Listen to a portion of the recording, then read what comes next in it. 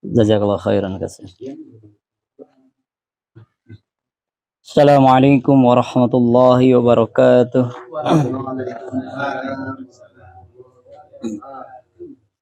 Alhamdulillahilladzi allafa baina qulubina fa asbahna bi ni'matihi ikhwana. Asyhadu an la ilaha illallah wahdahu la syarika lah wa asyhadu anna Muhammadan abduhu wa rasuluhu la nabiyya ba'd. Allahumma shalli wa sallim wa barik hadzal nabiyil karim Muhammad ibn Abdillah wa ala alihi wa ashabihi wa man tabi'ahu wa mawala wa man ittaba'ah ila yaumil qiyamah. Ma syaa Allahu kan wa ma lam yasha' lam yakun. La haula wa la quwata illa billah, amma ba'd. Fa inna asdaqal hadits kitabullah wa khairal hadi hadi Muhammadin sallallahu alaihi wasallam wa syarrul umuri muhdatsatuha wa kullu muhdatsatin bid'ah wa kullu bid'atin dhalalah wa kullu dhalalatin finnar. Faya ayyuhal hadirun faya ayyuhal mu'minun usikum bi nafsi wa iyya bi taqwallahi wa ta'atihi faqad fazal muttaqun. Ya ayyuhallazina amanu taqullaha haqqa tuqatih wa la tamutunna illa wa antum muslimun.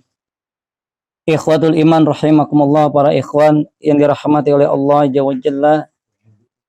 Mari sama-sama kita bersyukur kepada Allah di malam yang penuh dengan berkah dari Allah ini. Kita masih dapat bermuajaah di rumah ikhwan kita Pak Ahya Sunaria dalam rangka talabul ilmi faridatun ala kulli muslim. Mudah-mudahan apa yang kita amalkan di malam hari ini dicatat oleh Allah sebagai amalan yang sholih kelak pada hari kiamat nanti. Amin. Sebagaimana perkataan sahabat Abu Darda, satu saja amalanku diterima oleh Allah khairum minad dunya wa ma fiha, maka nilainya akan lebih baik daripada dunia dan segala isinya. Kita bicara jujur, kita hidup dunia ini berjuang untuk mencari segala macam perhiasan dunia. Itu mulai dari kedudukan, harta, dan segala macamnya. Ternyata satu saja amal kita diterima oleh Allah, itu nilainya lebih baik dari apa yang kita cari selama kita hidup di dunia. Ada 3 hal yang akan kami sampaikan sebelum memulai pada kajian. Pertama, kita melihat kondisi hari ini kemarau yang sangat panjang dengan cuaca yang sangat ekstrim, panas. Sebagaimana Rasulullah SAW memerintahkan kepada kita ketika kemarau panjang untuk memperbanyak istighfar kepada Allah Azza wa Jalla. Nah, sebab asbabun nuzul surat Nuh 10-12 turun kepada Rasulullah SAW dengan sunnah sholat istisqa karena kemarau yang sudah panjang.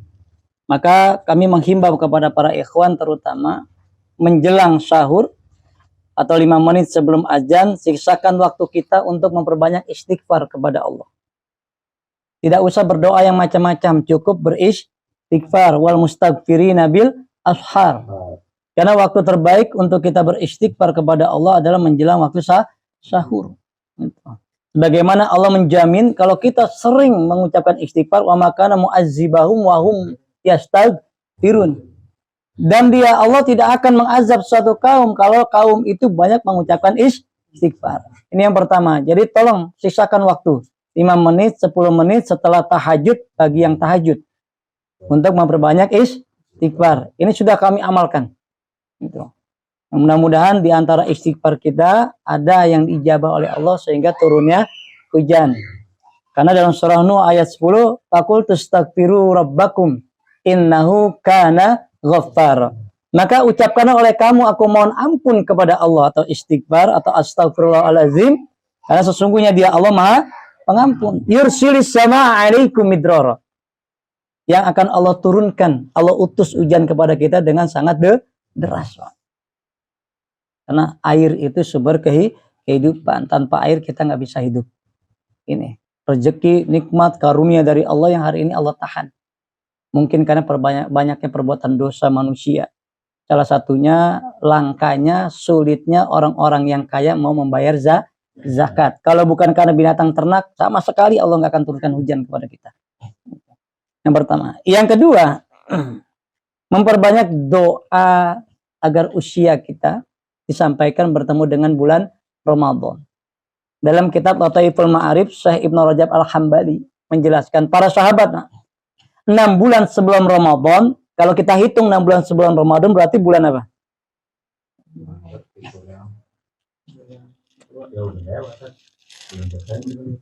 6 bulan sebelum Ramadan, bukan Masehi kita hitungan Hijriah. 6 bulan sebelum Ramadan, Rabiul Awal. Di saat orang-orang Maulud Nabi kan gitu, orang-orang memperingati kelahiran Rasulullah, malah Nabi dan para sahabat memperbanyak doa agar usianya disampaikan kepada bulan Ramadan. Apa doanya? Allahumma salimna ila Ramadan. Ya Allah, sampaikanlah usia kami bertemu dengan bulan Ramadan. Wasalim lana Ramadan, dan hadirkanlah Ramadan di tengah-tengah kami. Wasalim lahu mutakabbalan, dan terimalah amal ibadah kami ketika masuk bulan Ramadan. Ada yang udah baca doa ini? Belum pernah ada yang nyampein?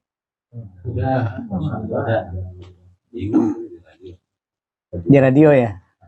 Jadi kalau yang sunah-sunah paham dia.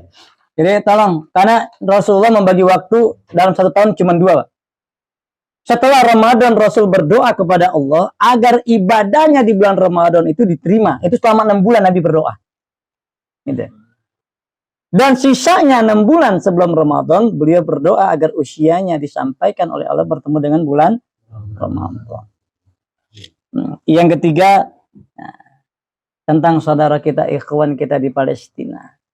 Kita punya kewajiban secara moral, secara hati untuk mendoakan saudara kita.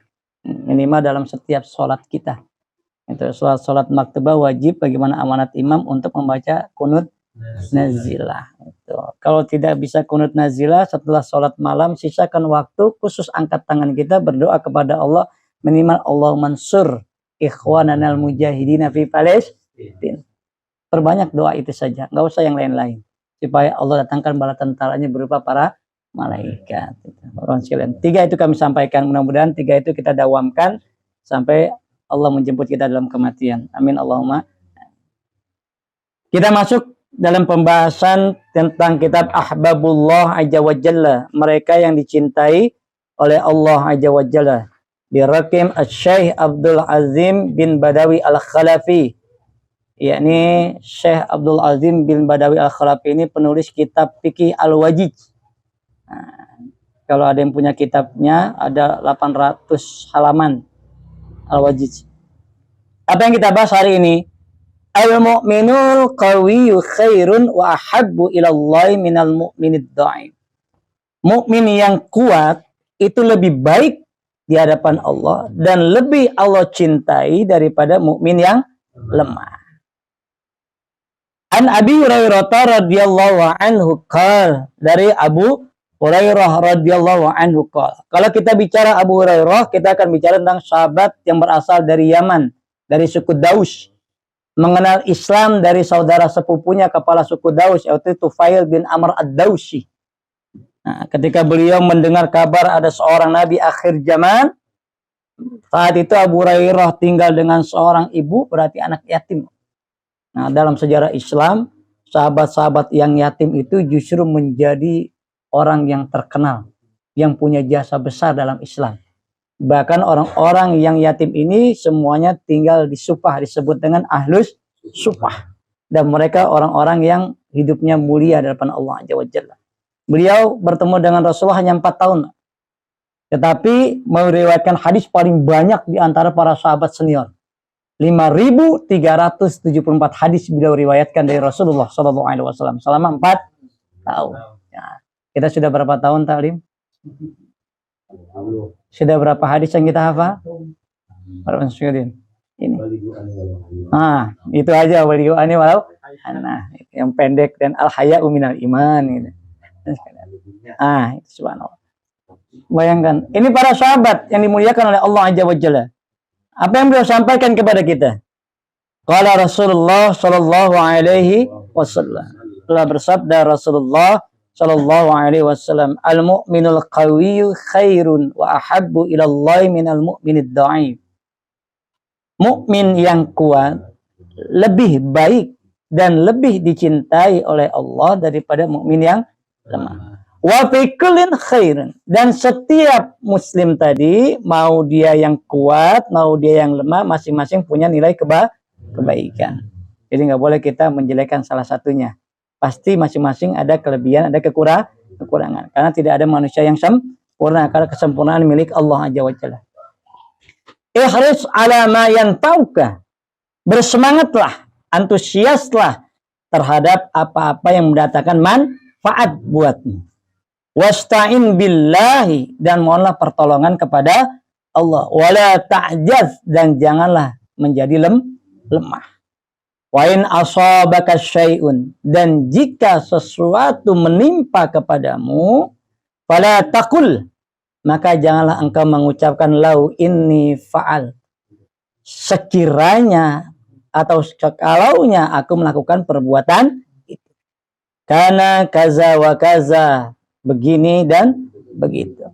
Walakin, akan tetapi, kul, katakanlah, ucapkanlah, qadarullah, ketetapan Allah, wa masya'a fa'ala, dan apa-apa yang Allah kehendaki pasti terjadi. Fa in law, dan jika kalian mengatakan kalau, tabtahu, maka kalian telah membuka amalan syaitan, yakni amalan perbuatan syaitan. Nah, ikhwatul iman rahimakumullah. Hadis ini menjelaskan kepada kita pentingnya menjadi mukmin yang kuat. Kuat apa? Pertama, al-qawiyul iman, kuat keimanan. Seorang sahabat bertanya kepada Rasulullah Shallallahu Alaihi Wasallam, ayyul amalu abdul, ya Rasulullah, amalan apakah yang paling utama? Maka Nabi menjawab, imanu billahi wa rasulih, yakni iman kepada Allah dan Rasulnya. Coba dibuka surat Al-Hujurat ayat 14 dan 15.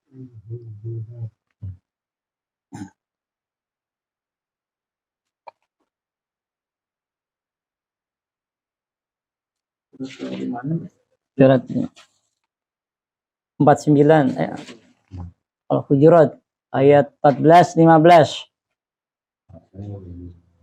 Silakan amal soleh dibaca. Qalatil a'rabu amanna.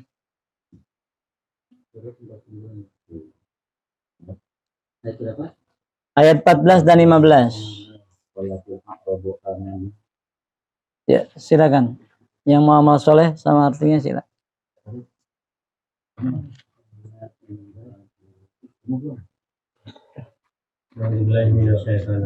Ya. Qalatil a'rabu amanna qul law tu'minu walakin kullam tu'minu walakin qulu aslamna walamma yadkhulul imanu fi qulubikum wa in tuti'u Allaha wa rasulahu la yalitkum min a'malikum syai'an innallaha ghafurur rahim. Innamal mu'minuna alladhina amanu billahi wa rasulih thumma lam yartabu wa jahadu bi amwalihim wa anfusihim fi sabilillah ulaika humus shadiqun. Artinya, ya, silakan. Orang-orang Arab Badui itu berkata, kami telah beriman. Katakanlah, kamu belum beriman. Tapi katakanlah, kami telah tunduk. Karena iman itu belum masuk ke dalam hatimu. Dan jika kamu taat kepada Allah dan Rasulnya, Dia tidak akan mengurangi sedikit pun pahala amalanmu. Sesungguhnya, Allah Maha Pengampun lagi Maha Penyayang. Sesungguhnya orang-orang yang beriman itu hanyalah orang-orang yang percaya atau beriman kepada Allah dan Rasul-Nya. Kemudian mereka tidak ragu-ragu dan mereka berjihad dengan harta dan jiwa mereka pada jalan Allah. Mereka itulah orang-orang yang benar. awal mula ketika Rasulullah Shallallahu Alaihi Wasallam di kota Mekah. Berapa tahun Rasul di kota Mekah? 13 tahun. Yang dibentuk, yang dibina oleh Nabi adalah iman. Sehingga kualitas iman antara sahabat di kota Mekah dengan di kota Madinah sama apa berbeda? Beda. Ujiannya sama apa berbeda? Beda. Ketika di kota Mekah cuma ada 2 kelompok. Antara orang beriman dengan orang kafir. Tetapi ketika di kota Madinah 10 tahun, ada iman, ada kafir, ada munafik. Dan ini menyatakan ketika malaikat Jibril alaihissalam datang kepada Rasulullah sallallahu alaihi wasallam yang menyamakan seperti manusia biasa bertanya tentang 3 hal kepada Rasulullah SAW. Ini disebut dengan hadis Jibril. Yang pertama tentang Islam, iman, baru ihsan. Artinya apa? Ayat ini menjelaskan kepada kita dalam Islam itu ada 3 kategori. Ada 3 kategori. Pertama umum. Yang kedua khusus. Yang ketiga spesial. Pertama, utama, dan mulia dalam Islam.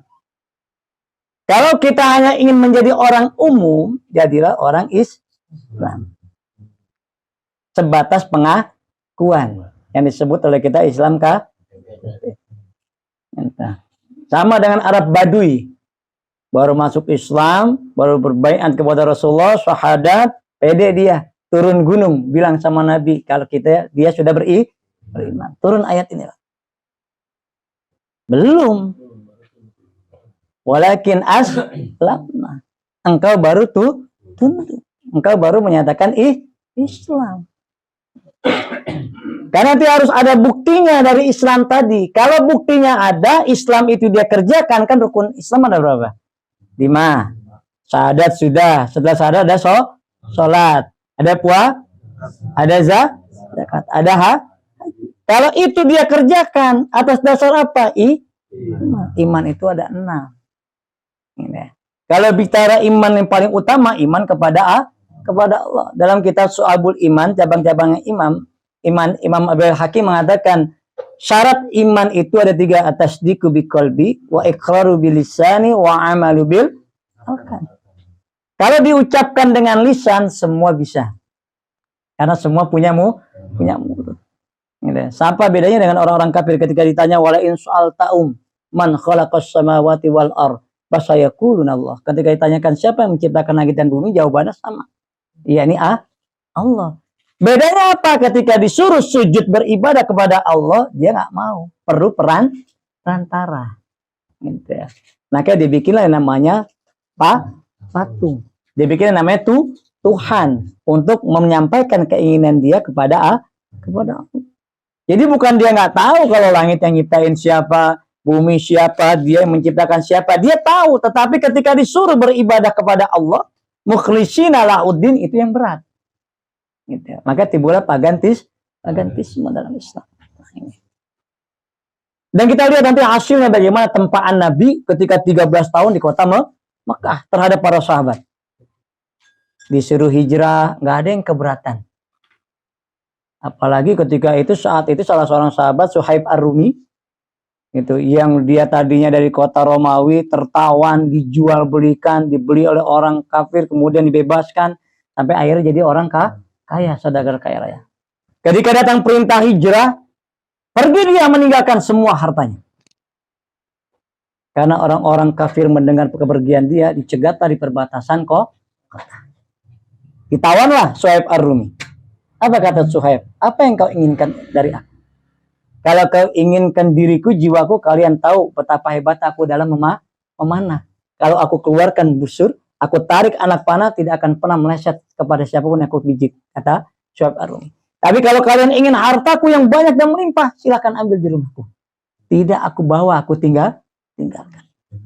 Maka orang-orang kafir karena tujuan hidupnya memang mencari harta, dia bebaskan Suhaib Ar-Rumi, dia ambil hartanya. Turunlah ayat Allah, wa minan nas mayastari nafsahu tiga amardatillah wallahu ra'ufum bil ibad. Dan diantara manusia ada yang mau menjual dirinya itu kepada Allah. Nah, Coba bayangkan. Ini luar biasa. Kita belum seberapa lah dibandingkan para sahabat. Tinggalkan semua hartanya hanya untuk perintah ketika di kota Mekah. Belum lagi bagaimana Bilal bin Rabah disiksa. Ya kan? Seorang budak itu. Sama anak kecil dilemparin batu sepanjang jalan. Diseret-seret. Dibuka pakaiannya. Disayat-sayat. Disiram air garam. Di padang pasir ditindikan batu besar. Nggak seberapa. Tapi nggak ada keinginan dalam dirinya Bilal bin Rabah untuk keluar dari Islam. Walaupun saat itu cuma bisa ngomong ahad, ahad, ahad. Cuma itu yang dia ucapkan. Coba bayangkan. Kita belum seberapa dibandingkan pada saat surat ta'lim. Nggak usah ta'lim deh, sholat subuh. Sholat subuh aja rasanya males rasanya. Apalagi kalau suruh sholat tahajud. Apalagi kalau bangun tidur sebelum tahajud mandi dulu, tambah berat lagi.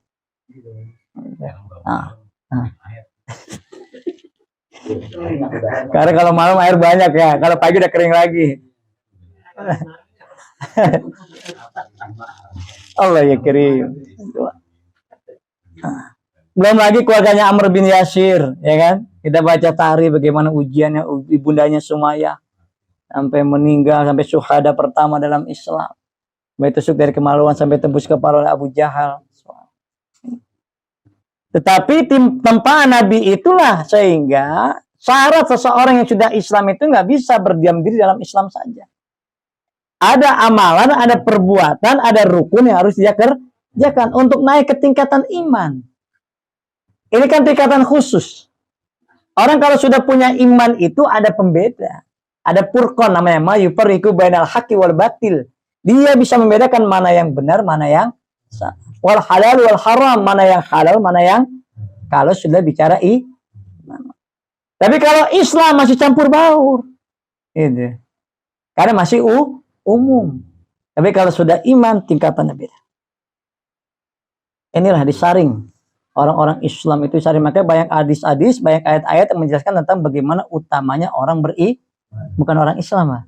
Orang beriman. Salah satunya hadis Nabi, wala yuhafidhu 'alal wudu ilal mu'min. Tidak ada yang bisa menjaga, mendawamkan wudhu kecuali orang beriman, bukan orang muslim, tapi orang karena orang mukmin tahu, dia nggak tahu matinya kapan, sedang apa, di mana, bagaimana, maka dia jagalah dengan wudhu supaya mati meninggal dalam keadaan fitrah. Sampai mau tidur aja Nabi ngajarin kita untuk wudhu. Bayangkan. Ini. Makanya iman itu tingkatan khusus. Kalau sudah rukun imannya 6 itu bisa kita jalankan, bisa kita amalkan, jadilah kita ihsan. Anta budallah kannaka tarahu fa illam yakun tarahu fa innahu yarah. Jadi merasa orang-orang yang selalu di awal, ini namanya tingkatan takwa. Inna akramakum indallahi. Makanya spesial orang-orang seperti ini. Semakin kesini semakin sedih, saringannya semakin kecil. Gitu. Kalau ibarat saringan ikan pertama jala. Wah, macam-macam yang gede-gede masuk deh tuh. Nah, udah saringan kecilan tuh, udah mulai dikit-dikit. Nah, itu takwa kepada Allah. Ya. Jadi inilah yang penting. Sehingga ayat mengatakan innamal mu'minuna allazina amanu billahi wa rasulih. Sesungguhnya mereka orang-orang yang beriman adalah orang-orang yang percaya beriman kepada Allah dan Rasulnya. Semalam yartabu. Kemudian dia tidak ragu. Al-haqqu min rabbik fala takunanna minal mumtarin. Kalau kita bicara kebenaran, itu pasti benar datangnya dari Allah. Karena kebenaran cuma 2, qala Allah wa qala Rasul. Ini prinsip hidup kita. Nggak ada yang lain. Sampai Nabi ketika akan meninggal berwasiat, taraktu fikum amrayni lan tadilu abadan in tamassaktum bihima kitaballah wa sunnatun nabi. Aku tinggalkan 2 perkara kepada kalian. Siapa yang berpegang teguh dengan 2 perkara itu, niscaya tidak akan sesat selama Al-Quran, kitabullah, dan sunnah Nabi hadis. Jadi jangan katanya, gitu. Kata Ustadz ini, kata Kiai ini, kata Haji ini, kata Habib ini, kata ini, jangan. Tapi qala Allah wa qala Rasul. Gitu. Allah yarham naib pertama, bahkan wali al-fatah pun demikian. Hidup kita itu prinsipnya cuma qala Allah wa qala Rasulullah SAW. Sehingga nggak boleh ada keraguan. Nabi mengatakan dak ma yuribuka ila ma yuribuka. Tinggalkan oleh kalian yang meragukan dan ambil yang tidak meragukan. Prinsipnya apa? Wajahadu bi amwalihim wa anfusihim fi sabilillah. Punya tugas penting orang beriman itu jihad di jalan Allah dengan harta-harta mereka, dengan jiwa-jiwa mereka. Ulaika humus shadiqun. Mereka itulah orang-orang yang benar imannya. Nah, ini pertama. Jadi kalau pengen jadi mukmin yang kuat itu iman. Ini iman. Karena serendah-rendahnya kita dalam urusan dunia, sehina-hinanya kita dalam hal harta, miskin, gak punya apa-apa, tapi kalau iman kita luar biasa, inilah yang menjadikan dia mulia di hadapan Allah Azza wa Jalla. Karena pandangan kita kan selama ini melihatnya kepada harta, melihatnya kepada kedudukan. Apa kata Nabi Laisal gina an kasratil arad walakinal gina nafsi. Bukanlah orang yang kaya itu orang yang akan banyak harta bendanya, tapi orang yang kaya itu kaya akan hatinya. Ayat mengatakan kok dalam surah Asy-Syu'ara, yauma la yanfa'u malu wala banun. Hari di mana tidak bermanfaat harta dan anak laki-laki illa man atallaha biqalbin salim. Kecuali orang yang berjumpa datang kepada Allah dengan hati yang selamat. Hati yang tunduk, hati yang bersih. Makanya ada ayat mengatakan wala tamutunna illa wa antum muslimun. Kuncinya. Nah, kuncinya di situ. Nah, karena keimanan itu bicaranya di dalam hati. Nabi kalau bicara takwa, Nabi mengatakan at-taqwa hahuna, at-taqwa hahuna, at-taqwa hahuna 3 kali. Takwa itu dalam hati. Jadi takwa itu antara kita dengan Allah. Gitu. Yang kita pakai ini cuma aksesoris doang. Yang kita bicarakan cuma aksesoris, tapi ketakwaan yang sesungguhnya ada dalam hati kita. Jadi antara kita dengan Allah Azza wa Jalla. Kekuatan iman. Inilah yang selama ini dikatakan oleh Nabi menjadi modal penting, utama, pertama dan mulia bagi umat Islam, keimanan. Nah, kalau imannya kuat, mau diuji seperti apapun, nggak akan goyah. Al-Ankabut ayat 2. Karena sunatullah seperti itu, asyiban nas ayyatraku ayyakulu amanna wa hum la yuftanun. Apakah manusia mengira ketika dia mengatakan aku beriman kepada Allah, sedangkan dia tidak diuji lagi? Tujuan ujian datang kepada kita itu untuk membuktikan iman kita. Ayat ketiganya menjelaskan, apakah dengan keujian tadi itu kita kuat, kita percaya, kita yakin kepada Allah, maka benar iman kita. Tapi kalau kita keluh kesah, kita tidak terima, kita putus asa, kita marah, kita kecewa, bahkan benci kepada Allah, berarti kita menjadi kufur kepada Allah. Nah, kita sudah bahas, karena semua yang Allah putuskan kepada orang beriman gak ada yang buruk, semua baik. Sampai sakit, penderitaan, menahun, gak sembuh-sembuh, itu pun kebaikan dari Allah. Justru itulah yang menjadikan dia berat timbangannya kalau dia sabar. Menghapuskan dosa demi dosa. Kita bicara jujur, ayah anda kami Allah yarham, kami kasih hidup beliau. Yang namanya sholat malam gak pernah ditinggalin lah. Mau beliau pulang jam berapapun. 3 shift kerja di Indomil. Masuk jam 11 malam, pulang pagi, masuk jam 2 siang, pulang jam 1 malam. Tapi beliau bangun jam 3 malam. Beliau nggak pernah meninggalkan sholat duha. Beliau selalu wudhu. Tapi kan kita pahami, akhir hayat beliau Allah uji 2 tahun sakit. Di rumah sakit dirawat. Komplikasi bahkan. Awalnya kami berpikir apa dosa yang dibikin oleh ayah. Tapi ternyata ketika menemukan hadis, itulah cara Allah membersihkan dosa orang-orang beriman. Sehingga ketika bertemu dengan Allah, laqiya minaz dzunub, bersih tanpa dosa. Jadi ada cara Allah bagaimana membersihkan dosa kita. Subhanallah. Nah, jadi sehingga mari sama-sama kita pahami betul. Iman itu akan bisa kita dapati karena iman itu bukan warisan dari ayah seorang nabi sekalipun. Tapi iman itu kalau sudah Allah berikan namanya hidayah yang sangat mahal. Kalau iman itu sudah hilang, mau kita bayar berapapun gak akan bisa. Kalau Allah bilang gak akan kita kembalikan. Kita bersyukur kepada Allah. Berada dalam jalur yang lurus, akidah yang bagus, gitu. Dengan bahasa kita ukhuwah Islamiyah yang luar biasa yang nggak dimiliki oleh orang-orang lain. Kita kalau contoh kalau ada yang meninggal di antara ikhwan, udah tinggal terima jadi bersih dikuburkan. Orang lain masih pusing, Pak. Gitu. Dikuburin di mana, bayar berapa, siapa yang mengerjakan, kita bersih semua sudah disiapkan. Itulah indahnya berjamaah. Yang tidak didapati oleh tempat manapun. Bahkan sampai hutang-hutang pun kalau ada dibayarkan oleh ikhwan. Ini dijaga. Ini yang pertama. Jadi jaga iman kita. Yang kedua, al-qawiyul amal. Nah,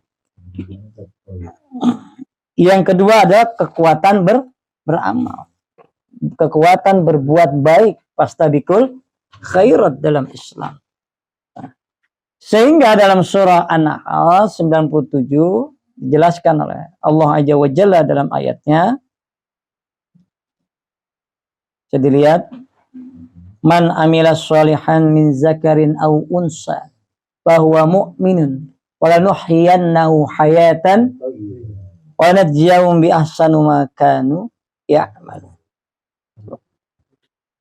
Jadi barang siapa yang berbuat kebaikan, amal yang sholih dari laki-laki dan perempuan yang beriman, dalam taukid loh. Dan pasti akan kami berikan kehidupan yang baik. Masa iya Allah salah? Kalau kita sudah beramal soleh kita masih susah, berarti ada masalah sama amal soleh kita.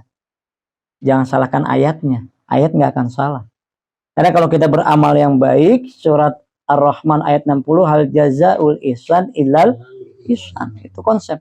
Kalau kita berbuat kebaikan, pasti akan mendapatkan kebaikan. Kalau kita sudah merasa baik, tapi masih susah hidup kita, berarti ada yang salah dalam kebaikan kita. Mungkin niatnya, mungkin caranya, mungkin tujuannya.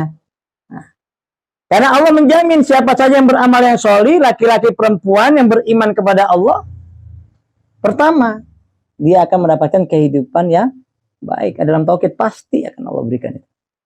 Berkah hidupnya, barokah. Yang kedua, akan diberikan balasan yang lebih baik dari apa yang dia kerjakan. Maka ada konsep ayat yang mengatakan kalau kita ngasih 1 dibalas berapa? 10, bisa 70, bisa 700. Perkaranya di mana? Di hati kita. Yakin gak kita? Sampai gak kita? Kalau nggak yakin, nggak sampai, jangan coba-coba. Ini, karena Allah itu ini innadzonni abdi. Nah, karena bukti dari iman yang pertama tadi adalah amal soleh. Orang nggak akan bisa merasakan manisnya iman kalau belum beramal soleh. Makanya konsep jamaah itu prinsip hidupnya adalah beramal soleh. Nah, ini selalu diingatkan oleh Imam Al-Yarham yang kedua, Haji Muhyiddin Hamidi, ketika kami di Al-Fatah, ada. Jadi konsep kita itu hidup itu beramal soleh dengan masyarakat. Artinya dikenalkan kita ikhlas tanpa pamrih, ikhlas tanpa meminta. Ini konsep. Sesuai dengan konsep Nabi. Kalau nggak dikasih jangan minta. Ini konsep Islam. Kalau dikasih terima dan doakan. Jadi jangan pernah lupa kita dengan kebaikan orang. Sekecil apapun yang diberikan, itu tetap kita doakan. Minimal jazakallah khairan katsira. Dulu kita nggak pernah kenal bahasa ini. Kita tahunya terima kasih. Ya. Ini awam. Justru kami ketika pulang kampung di Garut emang udah biasa jazakallah khairan katsira. Sehingga sekarang banyaklah kalimat-kalimat orang mengucapkan dengan cara yang ada jazakillah segala macam. Padahal konsepnya dulu umum. Mau laki-laki mau perempuan ya jazakallahu khairan katsiran. Sekarang berubah ada jazakillah dan segala macam. Nah, ya, karena kan Nabi mengamalkan itu bukan cuma untuk laki-laki dan perempuan mengucapkan, sama semua orang sekali. Ini amal ini landasannya cuma 2. Bagi orang-orang beriman ketika beramal landasannya cuma 2. Yang pertama ada al-ikhlasu billah, ikhlas semata-mata karena Allah. Jadi kalau kita nggak punya dasar ini, percuma kita beramal. Pasti akan sia-sia. Yang kedua, ittiba. Ada contoh yang dicontohkan, yang dilakukan, diperbuat oleh Rasulullah SAW. Ma'atakumur rasul takhuduhu wa manahakum anhu pantahu. Dalam surah Al-Hasyr ayat 7.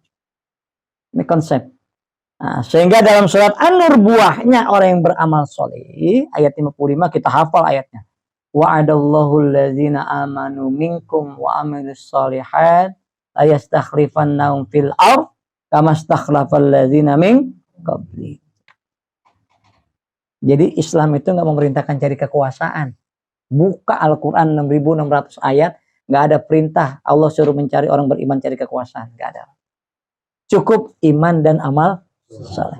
Kalau sudah berimannya benar, amal solehnya benar, kekuasaan itu urusan Allah yang akan kasih. Kalau kita ngelihat perjalanan Rasulullah ketika di kota Makkah, apa iya sahabat itu orang-orang mulia, orang-orang kaya, orang-orang yang punya kedudukan? Enggak. Justru orang-orang doa. Sampai ketika perang pertama kali kaum muslimin lawan orang kafir, perang apa, Pak? Perang Badar. Nabi bilang, kemenangan kita bukan karena kehebatan kita, tapi salah satunya adalah karena doanya orang-orang lemah, orang-orang doib yang ada bersama dengan kita. Coba bayangkan. Jadi ternyata orang lemah itu, orang doib ini tadi kan dikatakan oleh hadis, yang kuat, yang lemah masing-masing punya kebaikan. Doanya cenderung lebih didengar oleh Allah. Kenapa kalau orang sakit datang ke yatim piatu, ya, ke orang-orang miskin ngasih sedekah, minta didoain.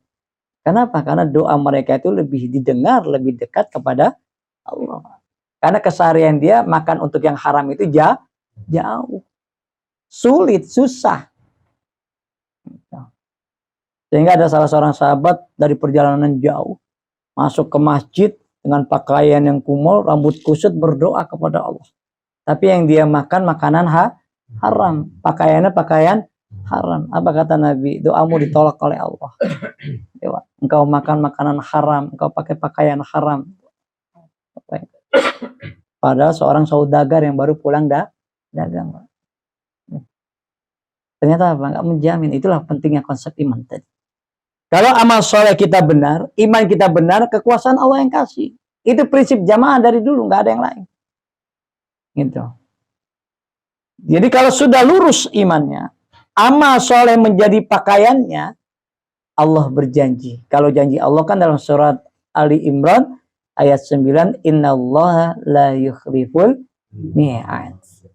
Nah, kalau kita nggak percaya berarti kufur kita dengan Al-Quran. Maka dari dulu imam pertama Wali Al-Fatah, imam kedua Haji Muhyiddin Hamidi, imam yang ketiga nggak pernah nyuruh kita cari kekuasaan. Nah, tapi saudara-saudara kita yang lain, kalau kita masuk ke harokahnya, tujuan mereka itu berpolitik itu untuk mengambil kekuasaan. Dengan kekuasaan itu bisa ditegakkan syariat. Islam nggak mengajarkan. Ini bedanya khilafah nubuah dengan khilafah ra'yu. Kan Rasul, ra'yu. Itu bedanya. Karena manusia itu cenderung senangnya dengan kekuasaan.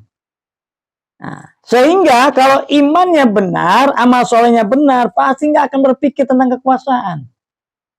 Yang dia pikirkan bagaimana supaya amalnya ini diterima oleh Allah. Amalnya ini sesuai dengan perintah Rasulullah. Kami pelajari betul tarikh para sahabat. Kita tahunya 10 sahabat dijamin surga, ternyata ada 38 sahabat dijamin surga. Ternyata di situ dilihat yang amal soleh mereka, kebaikan-kebaikan mereka tidak sama sekali mengharapkan urusan dunia. So, para sahabat kalau ditanya sama Nabi, silakan kau minta kepadaku. Satu pun sahabat yang ditanya oleh Nabi suruh minta sama Nabi, nggak ada yang minta kaya. Kalau kita, Nabi datang sama kita, silakan minta kepadaku, aku akan doakan kepada Allah. Apa yang kita minta?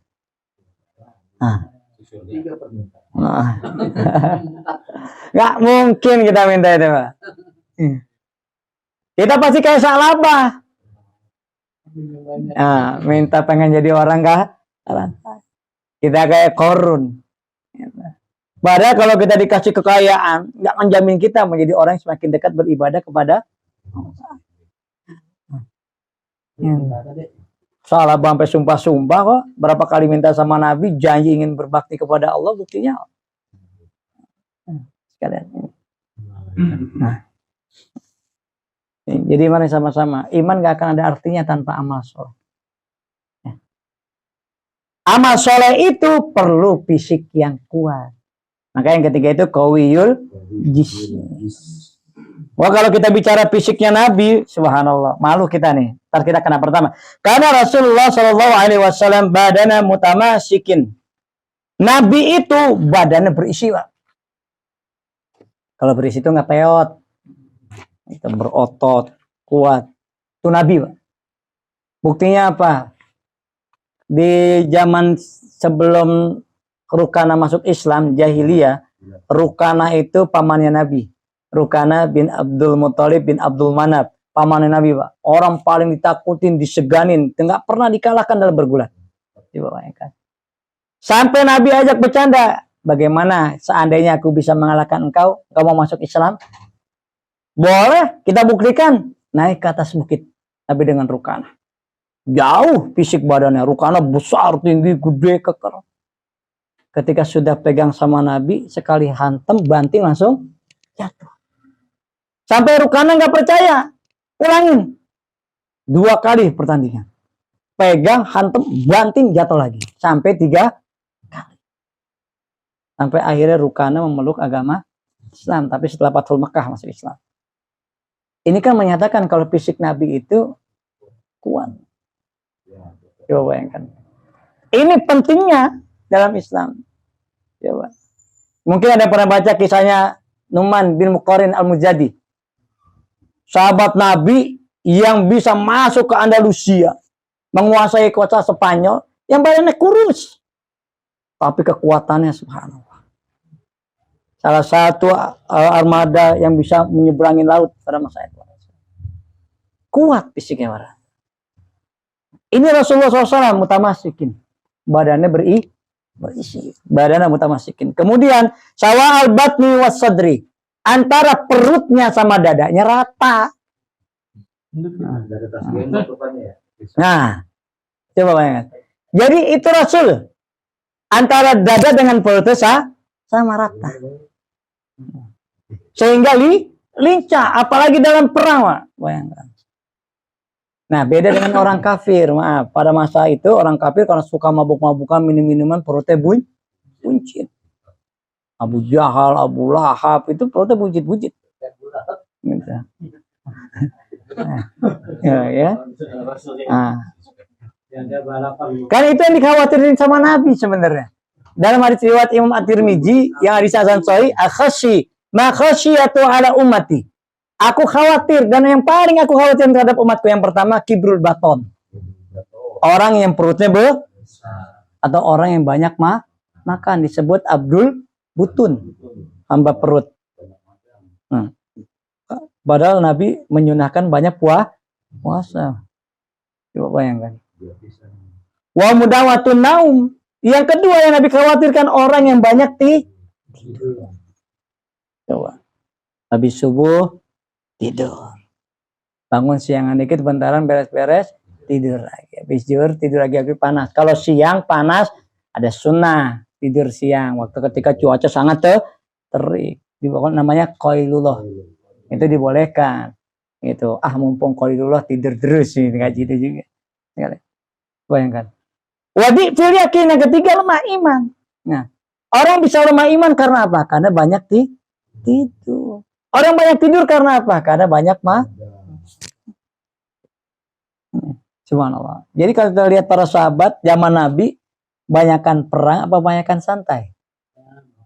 Kalau zaman kita, salahnya di sini. Harusnya banyak perang biar pada kagak makan mulu sama tidur. Gitu. Sehingga para sahabat itu, Pak, subhanallah. Dalam tarikh kami baca buku Sifatus Sofwah atau ensiklopedia para sahabat, dijelaskan tuh semua sahabat nggak ada yang maaf gitu, gemuk berat gitu jalan, atau apalagi sampai apaan buncin gitu. Semua fisiknya kekar, dadanya bidang. Rasulullah dah antara perut dengan dadanya rata. Sampai ketika kasus perang Ahzab, tahu perang Ahzab kan? Orang kelompok yang bersekutu, yang ketika perang Khandaq, yang ketika Rasulullah SAW akan dihancurkan, kaum muslimin akan dihancurkan dari dalam, termasuk pengkhianatan Bani Quraisyah, itu dengan Bani Ghatafan, dengan orang kafir Quraisy, diserang tuh kaum muslimin. Apa kata Salman Al-Faris? Kami di negeri kami di Persia, kalau menghadapi serangan dari luar, pasti kami bikin parit. Maka terkenal perang Khandaq. Ketika sahabat menemukan batu yang besar, kan nggak kuat menghancurkannya. Panggil Nabi. Nah, ketika Nabi akan menghancurkan batu itu, subhanallah. Nabi itu dalam kondisi lapar karena diboikot, nggak bisa ngapa-ngapain, nggak ada makanan, sampai makan daun-daun kering, sampai perutnya ditaruh batu, diikat sama kain. Kita pernah nggak kayak gitu? Kayak, itu ngantongin batu, itu ngantongin batu, percayaan orang dulu, tatoyur, gitu. Emang setan pinter, gitu. Iya, biar percayanya yang bisa nahan dia keluar air keluar itu ya setan, apa batu, bukan Allah ya. Sugesti, para sekalian. Sampai ketika Nabi ngangkat tangan, palunya diangkat ingin ngancurin, si sahabat Jabir bin Abdullah ngelihat Nabi seorang pemimpin umat saking menahan laparnya itu batu diikat sama kain supaya nempel antara usus dengan batu supaya nggak bunyi kruk kruk. Nah, namanya orang lapar kan pasti bunyi tuh. Tapi ketahuan sama Jabir bin Abdullah. Sampai Jabir pulang lari ke rumah. Dia bilang sama istrinya, wah istriku, ada sesuatu kita bisa masak untuk Rasulullah. Tidak ada apa-apa ya suamiku kecuali satu sok gandum untuk keperluan keluarga kita. Ya sudah kalau gitu kau olah biar aku sembelih anak domba yang ada. Satu-satunya anak domba yang dia punya dia sembelih. Kemudian istrinya bilang, ya sudah kalau kau ingin undang Nabi, undang, tapi cuma Nabi saja dan beberapa orang sahabat, bisik-bisik, jangan teriak-teriak. Datang Jabir bin Abdullah, manggil Nabi, ya Rasulullah, kami mengundangmu untuk makan di rumah. Nabi yang tahu ada makanan, enggak mau makan sendirian. 1.500 pasukan Khandaq diundang oleh Rasulullah SAW. Wahai masyarakat Khandaq, wahai pasukan Khandaq, kita diundang makan di rumah Jabir. Coba gimana nggak stres Jabir? Satu sok gandum, satu ekor anak domba untuk 1.500. Apa kata Nabi? Wahai Jabir, kalau kau datang, jangan kau sentuh dulu adonan roti tadi juga dengan adonan gulai domba tadi. Biar aku datang. Nah, nunggu sampai aku datang. Nah, Jabir datang, nyampaikan kepada istrinya. Istrinya sempat marah. Kenapa kau sampai mengundang semua orang? Karena Nabi yang mengundang. Nabi datang, kata Nabi, mana adonan rotinya?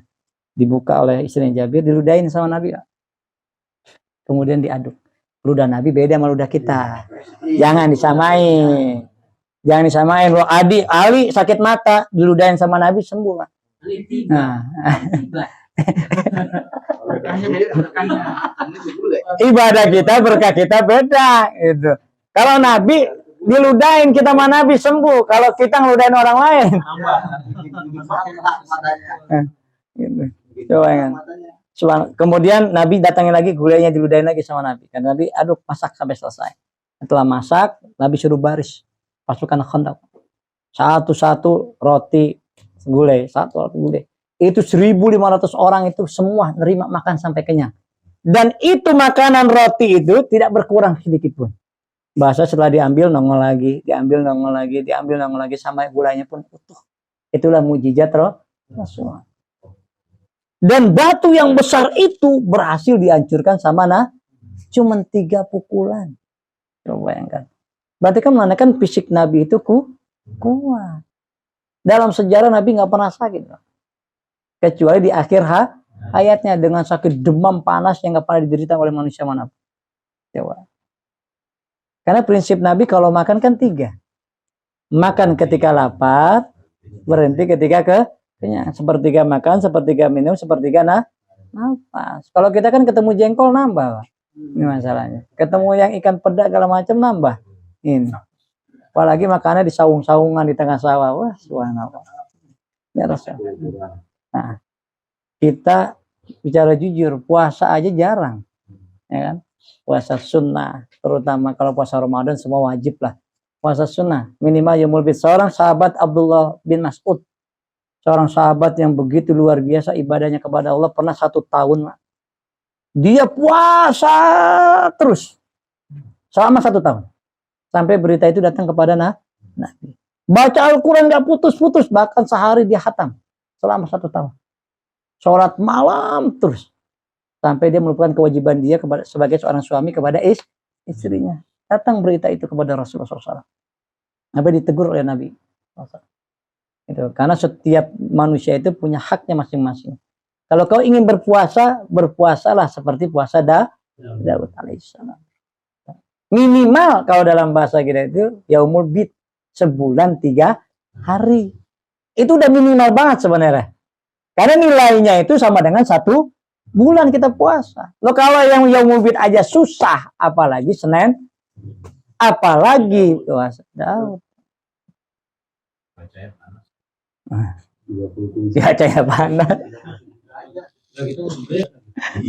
Subhanallah. Wah sahabat puasa perang mah, gitu mau dibandingin sama sahabat. Perang nggak dapat duit. Nah, zaman Nabi mau taklim aja dikejar-kejar orang kafir, gitu. Taruhannya nyawa. Sampai naik ke atas bukit Arkam lah kita taklim ada minum, ada kue, ntar ada makan, ada kopi. Mana ada zaman Nabi taklim ada kopi? Nah, itulah manusia itu banyak alasan. Bedanya dikit sama Nabi kita berarti. Aduh, tapi pengen masuk ke dalam surga. Allahu Akbar. Coba bayangkan. Nah, buktinya para sahabat justru ketika perang dalam kondisi puasa, semangatnya keluar. Inilah sehingga ada seseorang mengatakan tentang urusan Palestina, disuruh hijrah. Sebagaimana Nabi ketika itu hijrah dari Makkah ke Madinah. Kira-kira benar apa salah? Benar apa salah? Nabi kan ketika ditindas, disakitin, ini kan hijrah. Gitu. Orang-orang Palestina ada salah satu Ustadz Salah memerintahkan untuk hijrah.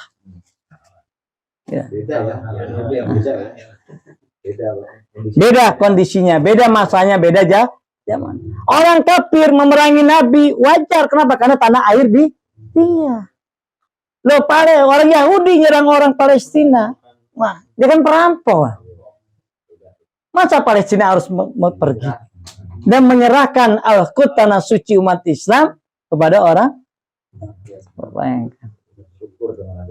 Jelas berbeda. Dan konsepnya Islam itu bukan pengecut. Sepanjang sejarah kalau urusan jihad, para sahabat rebutan daftar. Sampai para sahabat yang masih kecil-kecil, Abdullah bin Abbas yang masih usia kecil udah daftar kepada Rasulullah usia 13 tahun. Sampai ditolak oleh Rasulullah SAW karena belum masuk usia. Jadi nggak ada yang takut mati kalau urusan jihad, urusan perang. Loh, kalau ada orang menyarankan Palestina harus hijrah, ini imannya ada masalah. Ini. Justru itulah tempat kita untuk berjihad fisabilillah. Gitu. Itulah saking kebanyakan ilmu jadi bodoh. Nah. Ya. Jadi jelas ya, kita butuh kekuatan fisik. Gitu. Maka konsepnya dalam Islam, ya ayuhan nas kulu mimma fil ardi halalan thayyiba. Ayatnya umum loh. Wahai sekalian manusia, bukan ya ayyuhallazina amanu, ya ayuhan nas kulu mimma fil ardi halalan thayyiba. Makan oleh kamu apa-apa yang ada di atas bumi ini dengan yang halal dan baik. Jadi konsep Islam itu kalau pengen tubuh kita kuat, halal dan baik. Karena kalau halal tidak baik, ini jadi masalah sama tubuh kita. Gitu. Dia halal dari kerja keringat sendiri, tapi makannya pagi kerupuk, pakai kecap. Ntar siangan dikit, gitu. Saking iritnya ikan asin sama nasi. Gitu. Berpengaruh kepada fisik. Tapi kalau dia makanannya baik dari hasil yang haram, pengaruhnya di hati, di otak, di akal. Rusak semuanya. Sehingga konsep Islam itu yang disebut dengan 4 sehat 5 sempurna, Islam sudah dahulu halalan thayyibah. Yang halal dan baik itu ada di 4 sehat 5 sempurna. Kalau itu konsep kita hidupkan, kita jalankan, pasti kita punya fisik yang kuat. Makanya Rasul memerintahkan kita riyadhah. Olahraga, lari, berkuda, memanah, berenang. Ini kan kekuatan fisik semua. Lari perlu fisik yang prima. Berkuda apalagi. Zaman Nabi kuda itu nggak sembarangan, apalagi kuda perang. Jangan samain sama kuda poni, beda. Nah, kuda perang itu gede, tinggi, larinya luar biasa. Kemudian memanah, itu perlu tenaga. Ketika menarik busur, perlu ketepatan, kecerdasan dan segala macam. Dan beda kalau memanahnya sambil naik kuda lagi, beda lagi. termasuk berenang. Sunnah 4 ini harus kita miliki. Gitu. Yang ini menjadi prinsip hidup bagi orang beriman. Kalau kita pengen lebih baik dan dicintai sama Allah, punya fisik yang kuat. Karena ibadah Nabi, sholat malam, kenapa sih Nabi sampai bengkak-bengkak? Sampai kakinya pecah-pecah. Kan Nabi pernah dibilang sama Aisyah, ya Rasulullah, kenapa engkau sampai beribadah sampai demikian? Bukankah dosamu sudah diampunkan oleh Allah? Liyakfirullah ma taqaddamat min zambi wa ma ta'akhkhar. Al-Fat kan ayat 2 ayat 3. Sudah dijamin surga, maksum lah Rasulullah. Gak usah ibadah lama-lama. Nyantai-nyantai juga udah masuk surga kan gitu. Tapi Nabi masih subhanallah. Sampai kakinya bengkak-bengkak, sampai pecah-pecah. Nabi cuma jawab satu, apalah aku abdan syakuran. Apakah dengan jaminan Allah itu semua aku nggak pantas jadi hamba yang bersyukur. Ketika tahu Nabi kakinya sholat malam sampai bengkak-bengkak, Abdullah bin Mas'ud membuktikan sholat bersama dengan Nabi. Yang demi Allah kami katakan kalau kita ikut sholat sama Nabi nggak akan kuat. Rakaat pertama, Nabi setelah Al-Fatihah baca surah Al-Baqarah. Berapa ayat? 286. Sampai Abdullah bin Mas'ud mengatakan irka, ruku. Nah, tambah lagi surat An-Nisa. An-Nisa berapa? Ini rakaat pertama. 165, 200 sama 280. Kemudian ditambah lagi surat Ali Imran. Ini rakaat pertamanya Nabi dalam sholat tahajud. Sampai Abdullah bin Mas'ud dalam tarikh menjelaskan, dia bilang, sampai saya punya niat jahat, niat buruk kepada Rasul. Apakah saya sholat dengan duduk atau saya tinggalkan pulang sholat di rumah? Ngikutin kelar. Walaupun agak dongkol dia. Coba. Lah kita mau imam tarawih aja bulan Ramadan. Jangan lama-lama ya. Kalau lama-lama jamaahnya sepi. Nih. Lihat jadwal dulu. Apalagi zaman waktu Allah yang ayah masih hidup. Orang-orang kalau udah ngeliat ayah yang imamin, udah sepi masjid. Gitu. Sampai diprotes segala macam. Tapi kita pengennya masuk ke dalam surga. Ini menyatakan kalau fisik Nabi itu primal. Fisik Nabi itu kuat. Bayangkan hampir 650 ayat dalam satu rakaat, dan itu bukan ayat yang pendek, ayat yang panjang. Baca Rasulullah dalam satu rakaat. Coba bayangkan, kita nggak pernah gitu. Kita baca Al-Waqiah aja bisa dibagi menjadi 8 bagian. Gitu. Al-Mulk aja bisa kita baca jadi 4 atau jadi 6. Nabi enggak. Terus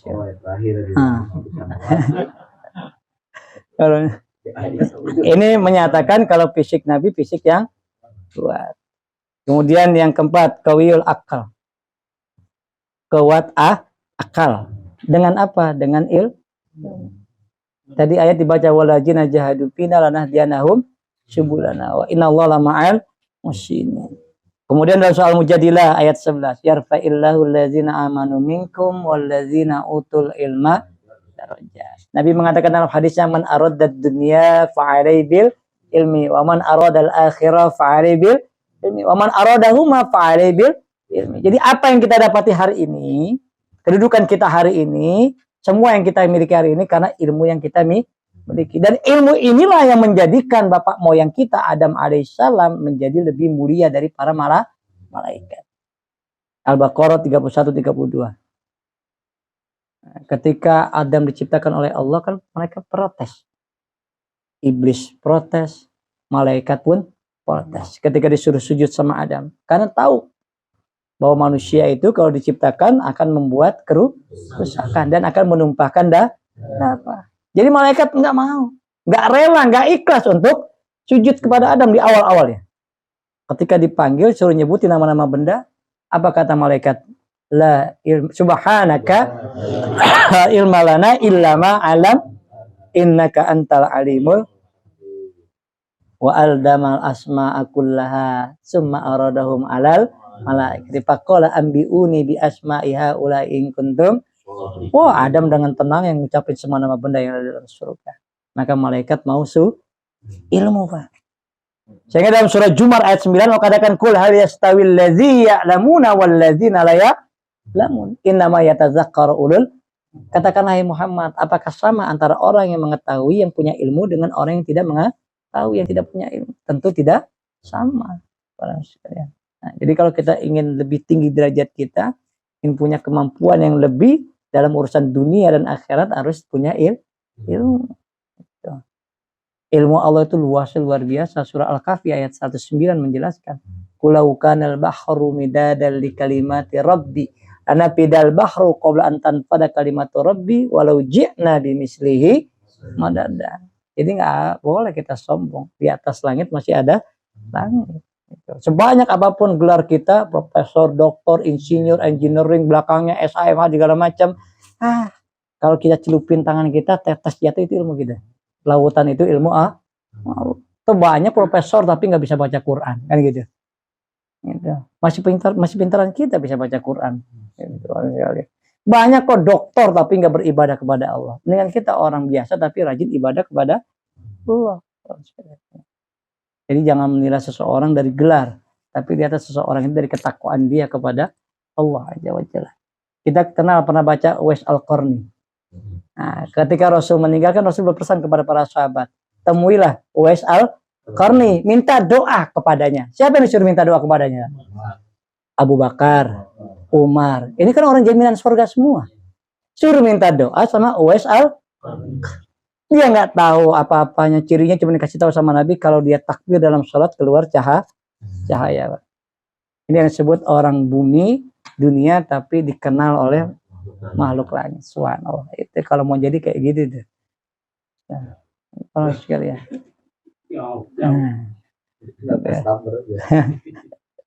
Itu pada sekali.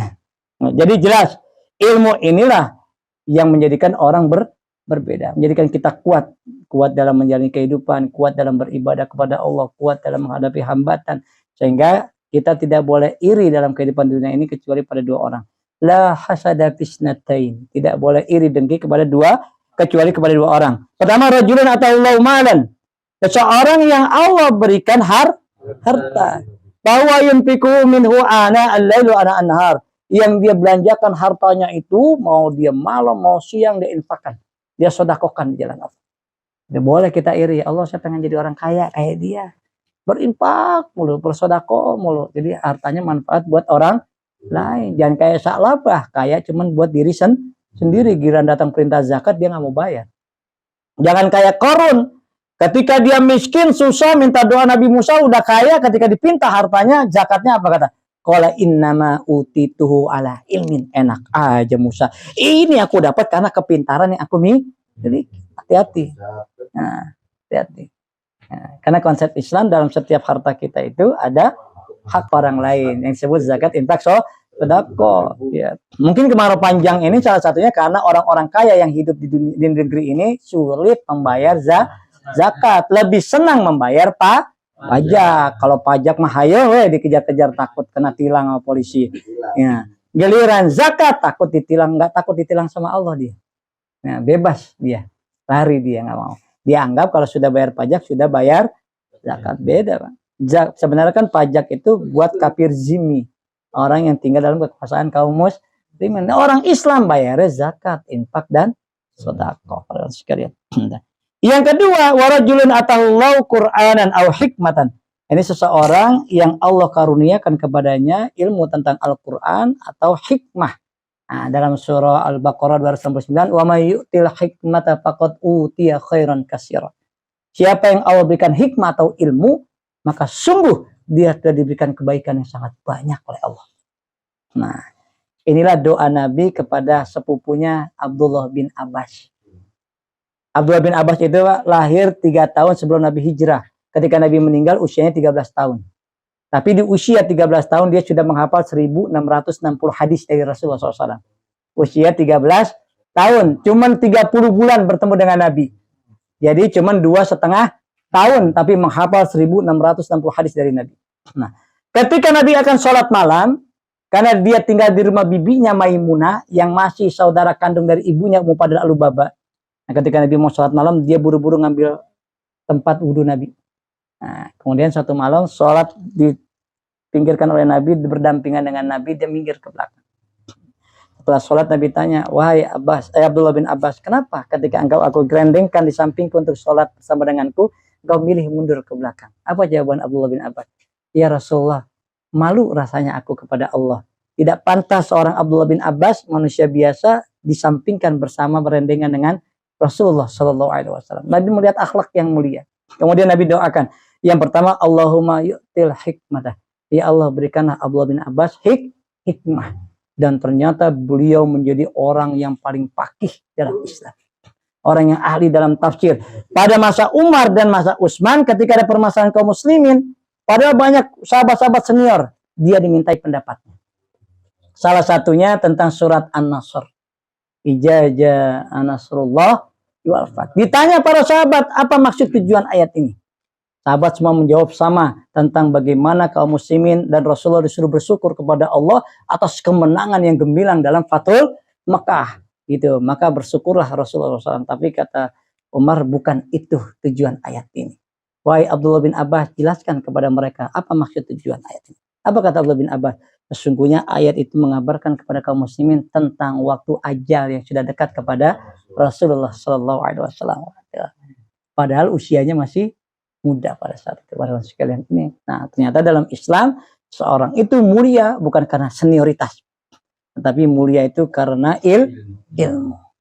Tadi Abu Hurairah 4 tahun bersama dengan Nabi tapi sudah bisa menghafal 5.374 hadis. Padahal masih banyak sahabat yang hidup berbarengan dari dulu bersama dengan Rasul. Abu Bakar, ada Umar, ada Utsman, ada Ali, tapi mereka tidak banyak meriwayatkan hadis. Justru sahabat Abu Hurairah yang dari kota Yaman, negeri Daus, datang khidmat di Masjid Nabawi, di Masjid Rasul, di Ahli Sufah, mempelajari hadis dari Rasulullah SAW. Nah, ini yang keempat. Jadi mari pertajam ilmu kita, pertajam akal kita. Karena Nabi kullu syai'in dima'atun wa dima'atul mu'min aklu. Setiap segala sesuatu ada kendaraannya. Kendaraan orang beriman itu akalnya. Kita dikasih akal. Jangan dibiarkan. Kemarin kan Muqarrabin dalam talim niaba yang lalu sudah menjelaskan. Kita semua sama selnya dalam akal kita. Ada 1 miliar. 1 triliun ya. Sel otak kita. Semuanya sama. Itu yang membedakan kemauan. Ya, sehingga tidak ada manusia yang bodoh. Yang ada adalah manusia yang malas. Dengan malas inilah dia jadi bodoh. Kemudian yang terakhir yang kelima, al-qawiyul mal. Yani kekuatan harta. Wattaqi fi ma ataqallahu darul akhirah wa la tansa nasibaka minad dunya. Dalam surah Al-Qasas ayat 77.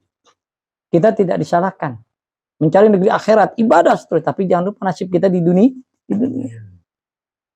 Jangan sampai kita sengsara di dunia, apalagi sampai menyalahkan Allah karena kemiskinan kita. Gitu. Karena setiap manusia itu sudah ada rezeki masing-masing. Sampai suatu saat sahabat-sahabat yang miskin datang kepada Nabi dan berkata, "Zaba ahlud dusur bid-darajatil ula wan na'imul mukim." Ya Rasulullah, telah merampas semua kedudukan yang tinggi dan mulia, bahkan tempat kenikmatan yang abadi orang-orang yang kaya di antara kami. Wah, jadi orang-orang miskin protes sama Nabi karena pengen ibadah kayak orang kaya nggak bisa, mau zakat nggak bisa, mau infak nggak bisa, mau sedekah nggak bisa. Tapi kata Nabi, maukah kalian aku beritahukan satu kalimat yang dengan kalimat itu kalian bisa mengalahkan orang-orang kaya? Itu kalimat subhanallah walhamdulillah wala ilaha illallah wallahu akbar. Nah, ini. Jadi mari sama-sama para iman sekalian. Tetap harta itu memang penting dalam Islam, tetapi bukan yang utama, bukan yang pertama juga, bukan juga yang mulia. Tetapi tugas kita mencari harta itu untuk menjembatani kita masuk ke negeri akhirat. Nah, paling tidak sebagaimana doa Nabi, Allahumma ati ahli umat Muhammadin istifa'an. Ya Allah, berikanlah keluarga Muhammad rezeki yang cukup. Gitu. Karena kalau lebih kita khawatir nggak bisa bersyukur lah. Ya, jadi apa yang kita dapat hari ini itu kita syukuri. La in syakartum la azidannakum wa la in kafartum inna azabila. Jadi konsepnya dalam hidup, kalau Allah menambahkan rezeki kita, jangan tambahkan gaya hidup kita, tapi tambahkan ibadah kita kepada Allah. Jadi kalau kita mendapatkan rezeki nikmat, jangan rubah gaya hidup kita, tapi rubah ibadah kita kepada Allah. Taqarrub ila Allah, dekatkan diri kita kepada Allah. Itu cara menjaga melanggengkan nikmat dari Allah Azza wa Jalla. Kami kisahkan, setelah kami diberi lewat Allah punya rumah, kami sudah mendawamkan sampai ajal kami dipanggil oleh Allah untuk puasa Senin Kamis. Ini sudah berjalan 3 tahun, masuk tahun keempat. Sampai hari ini kami jalankan. Nah, jadi ketika kita mendapatkan nikmat dari Allah, maka tingkatkan ibadah kita, tingkatkan amaliyah kita, jangan malah meningkatkan gaya hidup kita. Karena kalau kita meningkatkan hidup kita, nggak akan berubah apa-apa kecuali menambah sombong kita kepada Allah. Tapi kalau kita menambah ibadah kita, tentunya akan menambah kebaikan kita di depan Allah Azza wa Jalla. Mudah-mudahan harta yang kita miliki adalah harta yang barokah. Karena Nabi mengatakan sebaik-baik harta nikmal mal li solihir rajul solih, yakni pada orang-orang laki-laki yang soleh. Karena kalau rezeki itu ada pada orang yang soleh, pasti digunakan di jalan yang benar. Dia pasti zakat, dia infak, dia sedekah sekalian. Wallahu a'lam bishawab. Mudah-mudahan ini menambah keyakinan kita, iman kita kepada Allah Azza wa Jalla. Amin ya rabbal alamin. Kembali kepada Amir Majlis.